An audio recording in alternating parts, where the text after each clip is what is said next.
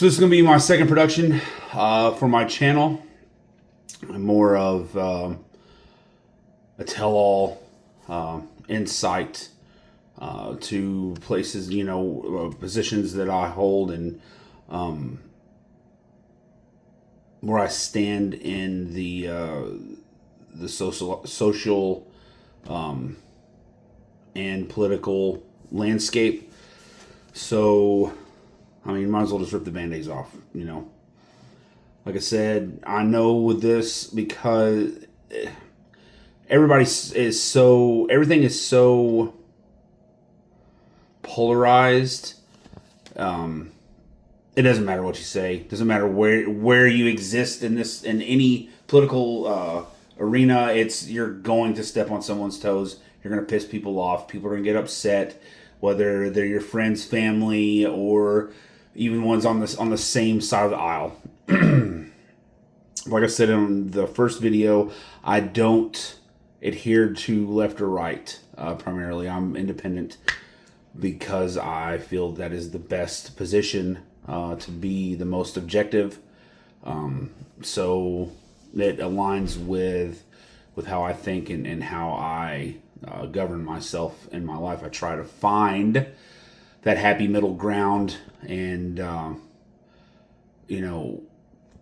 I attempt the path of least resistance now. Not so much in my past. I very much enrolled in the School of Hard Knocks and hold a doctorate. So I guess you could call me Dr. Murphy. Just kidding. So I made a post earlier. I'll do a lot of posts. Like I said, I like to troll people too, because I'm not a misogynist. I don't think that a woman's place is in the kitchen and barefoot and pregnant and all that bullshit. I don't care what your skin color is. It doesn't affect my judgment of you whatsoever. It is definitely your content of character. It's how you conduct yourself. Even if there are things that you've done that I disagree with, doesn't mean that I still can't be friends with you. Obviously, depends on what it is. There are some things you cross the line. Anything that pertains to hurting children. Of course, I'm not going to tolerate molestation or rapes, rapists or anything like that. I do not condone any of that. So let's just get into it.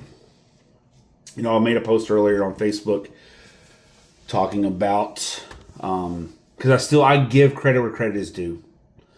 And it was a thing pertaining to Trump, obviously, in regards to him being misogynist and him being a homophobe, and how he has hired two of his cabinet are openly gay men. Then, of course, he has all of them are ideologically different in a lot of ways, and come from different backgrounds as far as heritage and stuff goes. Not all are Caucasian, so, and him not being a racist. But a friend of mine had chimed in and, said they loved me and they just couldn't understand the Trumpian nature of my posts and all this stuff. A lot of shit I post too, just to kind of, like I said, troll people to get someone's goat, because it's funny, because I think things have been pushed way too far when it comes to Donald Trump. They have hammered this man since day one when he first ran for office the first time. Had he not, you'd have never heard anything about this guy. Nothing above, if he went bankrupt again or some new show or whatever he had done.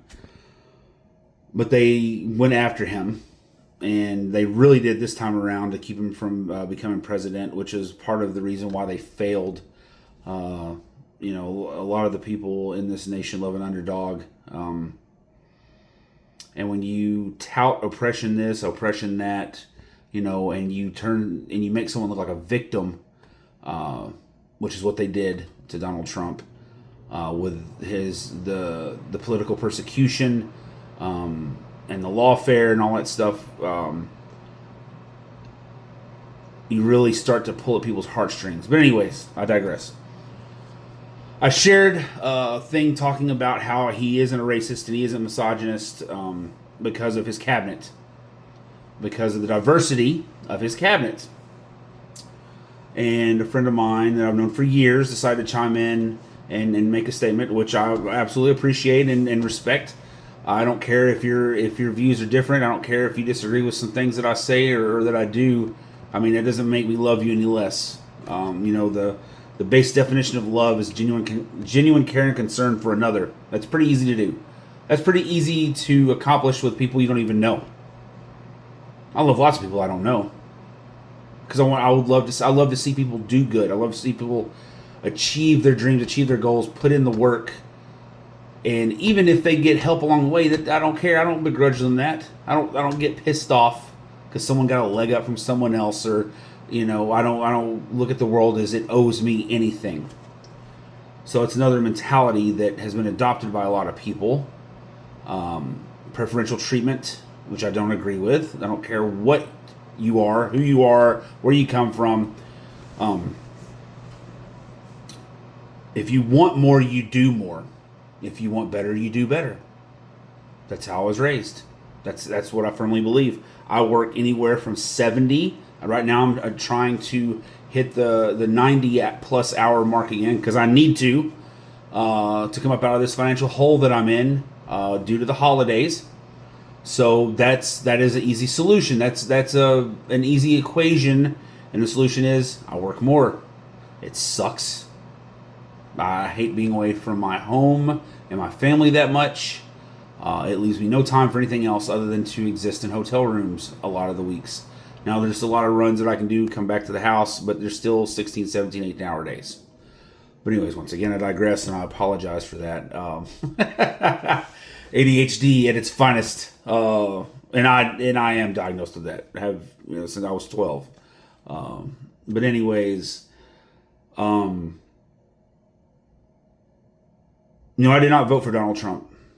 Didn't vote for him. For very, very personal reasons, things very close to me.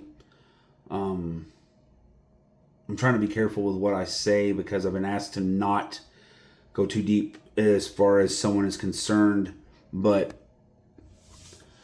I have supported the LGBTQ community before they ever even adopted that. I don't really know if it's an acronym, but before its conception was ever brought about, before it was ever conceived, the LGBTQIA plus, whatever else they add to it. The neighborhood I grew up in had a lot of gay couples and lesbian couples in it, and it was, there's nothing different. I've always felt that you're born gay just as you are born heterosexual. That's the way I've always felt. Had lots of friends that have been gay, lots of friends that are bisexual or hypersexual, to be more accurate with that terminology.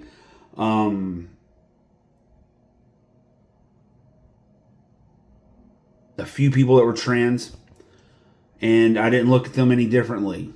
Friends that were cross dressers that worked in drag shows and stuff like that. But it wasn't imposed upon society or pressed upon society, or and I can understand why they lash out, why people of the LGBTQ community lash out in a way, but also in a way not so much. It does them no good. It causes more harm than good, unfortunately. But I've always supported them. Point blank period, no questions asked. Once again, it comes with that, I am a judgy MFer. I judge people, but I judge you by who you are, by what you do, who you are as a person, which I expect no less from anyone else in regards to me. But I support the trans community. Do I think that gender affirming care should be given to little kids? No, I do not. I do not support that. Elementary school, middle school, nope. In mid-teenage years, yeah, when there's and it's mainly because kids don't know their ass from a hole in the ground on what they want to be. They pretend to be this, pretend to be that. They do this and do that to fit in. I watched it as a child. When I was a teenager, I noticed it in high school at Callaway. It was a trendy thing to be gay and bisexual, like it was. The gay community actually bitched about it back then in the 90s because it became a trendy thing. People thinking they were this and thinking they were that because it was about rebellion. It was the cool hip thing to do, which I thought was ridiculous. Because then when it came time to live that life, to be about that life, a lot of people realized real quick they weren't gay. They weren't bisexual. Which was fine. But there was a lot of people that were upset. Particularly the ones in the gay community when they would get attached, start to fall in love or start to build this connection with this person who thought that's what they were about. But the point of the matter is kids don't know. Kids don't know shit. They're still trying to figure stuff out about who they are and where they fit in. And I understand it's part of the process. It shouldn't be stifled by no means as far as discussion, which should be done with their parents. Not a teacher at school. I disagree with that as well.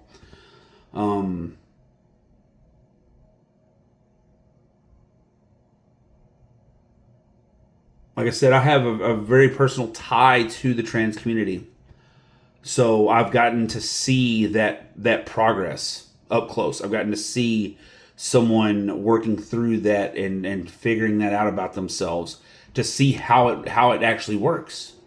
It wasn't like they just woke up one day like, oh, I don't identify with my gender that I was born as. Like that's not how it goes. It's not fantasy world. It's not a game. So I don't agree with some of the shit that Trump, the way he views it, and some of the things that comes from the political landscape in regards to the trans community. Like I said, I'm 100% on board with teenagers in gender affirming care because they are starting to actually understand themselves and they have the mental capacity to be able to process what it means. You have to even do a full transition, you have to have a psychological evaluation because it is such a large... It's a psychological transition as well because you are literally removing parts of your body that are identifiers that you were born with. That can be universally shattering to someone who makes the wrong decision. I know someone who at the time, this was years ago, had tried to have the full transition take place and had failed the psychological eval twice. And it was 100% spot on that they couldn't handle it. They can't. Because I know this person very well. They couldn't handle that. They're not sound enough. They're not strong enough. The mental fortitude is not there. But I know people who are. I know people who have fully transitioned and living their best life. That's who they are as a person. It's not bullshit. I don't view it as bullshit. But I don't believe in gender affirming care for children, for little kids. I will never do that. I also fully support any kind of state or federal documentation being just male or female because that's what you are biologically. You can argue it till the fucking cows come home, and there's no such thing as gender fluid when it comes to genetics. It's XXXY. And if you have an extra one, well, that's considered a mutation, but it's still something that can be measured, it can be seen. A lot of people don't, I've yet to see where they have come out from this perspective, So say you're overseas, say you're on vacation, say you're in the military, which I think that transgender people ought to be able to serve their damn country. There's nothing wrong with that either. But the correct biological sex should be on their documentation. I agree with that 100%. And this is why.